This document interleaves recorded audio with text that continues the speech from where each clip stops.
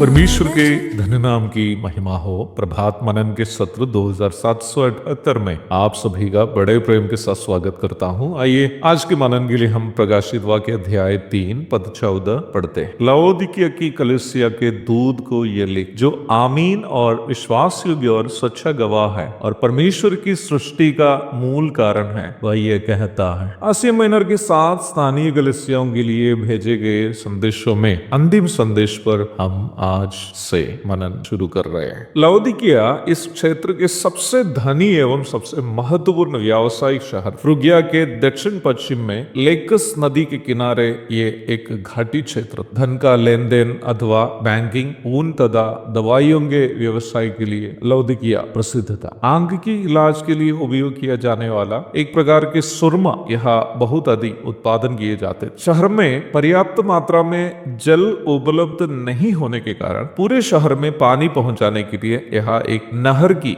व्यवस्था की गई थी, जो भूमि के नीचे से पानी ले जाने की व्यवस्था थी। उपलब्ध जानकारी के अनुसार संत पौलुस जब इफिसुस में सेवा कर रहा था, पौलुस के सहकर्मी इपफ्रास लवोदिकिया में सेवा की और उनकी सेवा के द्वारा यह कलीसिया की स्थापना हुई। कुलोसिया अध्याय 1 पद 7। पौलुस ने यहाँ कभी भी व्यक्तिगत रूप में आकर सेवा करने की जानकारी हमारे पास नहीं है। प्रभु ने प्रेरित यूहन्ना के द्वारा आखिरी संदेश इस कलीसिया के लिए भेज रहा है। लवोदिकिया की कलीसिया को कलीसिया युग की अंतिम कलीसिया के प्रतिनिधि के रूप में अथवा कलीसिया युग की अंतिम समय में जो कलीसिया है उसके प्रतिनिधि के रूप में भी देखा जा सकता है। 20वीं पद में प्रभु का जो प्रस्ताव को हम देखते हैं कि देख मैं द्वार पर खड़ा हुआ खटखटाता हूँ, इस बात का एक प्रमाण है। यद्यपि इस कलीसिया की आत्मिक स्थिति बहुत दयनीय क्यों न हो, प्रभु इसका भी अभिवादन करते हुए ही संदेश की शुरुआत कर किया। प्रभु अपना परिचय देते हुए कहता है कि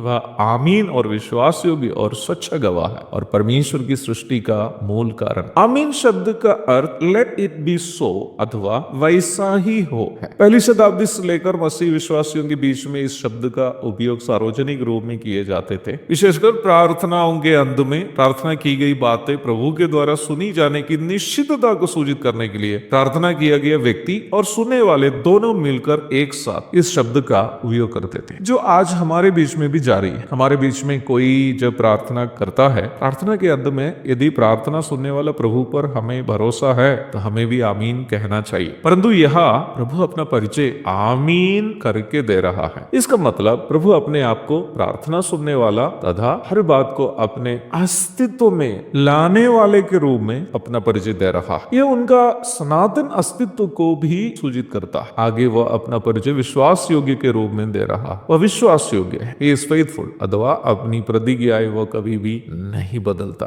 वह वायदा करके बदलने वाला नहीं है, यदि वह कहा है तो करेगा भी। फिर अपना परिचय वह सच्चा गवाह के रूप में देता है, He is the true witness। ये बात एक ही समय एक तसली भी है और एक चेतावनी भी है। सब बातें उनके आंखों के सामने खुली और प्रकट। इब्रानी 4:13। हमारा कोई भी काम हम उनके नजरों से छिपा नहीं पाएंगे। हम अवश्य वही काटेंगे जो हम बोए। गलाती 6 के साथ। संसार के गवाह झूठ बोल सकता है, परंतु प्रभु सच्चा गवाह है, वह कभी भी झूठ नहीं बोल सकता। अंत में वो अपना परिचय परमेश्वर की सृष्टि का मूल कारण के रूप में देता है। इसका अर्थ यूहन्ना इस प्रकार कहता है अपना सुसमाचार में, सब कुछ उसी के द्वारा उत्पन्न हुआ और जो कुछ उत्पन्न हुआ है उसमें कोई भी वस्तु उसके बिना उत्पन्न नहीं हुआ। यूहन्ना 1:3। कुलोसियों को लिखते वक्त प्रेरित पौलुस समझाता है, क्योंकि उसी में सारी वस्तुओं की सृष्टि हुई है, स्वर्ग की हो अथवा पृथ्वी की, देखी या अंधे की, क्या सिंहासन, क्या प्रभुताएं, क्या प्रधानताएं, क्या अधिकार, सारी वस्तुएं उसी के द्वारा उसी के लिए सृजी गई है। वही सब वस्तुओं में प्रथम है और सब वस्तुएं उसी में स्थिर रहती है। अध्याय 1 पद 16 और 17। यीशु मसीह सब वस्तुओं की उत्पत्ति और अस्तित्व का आधार और कारण है। उनके धन्य नाम की महिमा युगानुयुग हो। एक और शुभ दिन की धन्य कामनाओं के साथ आज का मनन मैं यहाँ समाप्त करता हूँ। प्रभु आप सबको आशीष दे। आमीन।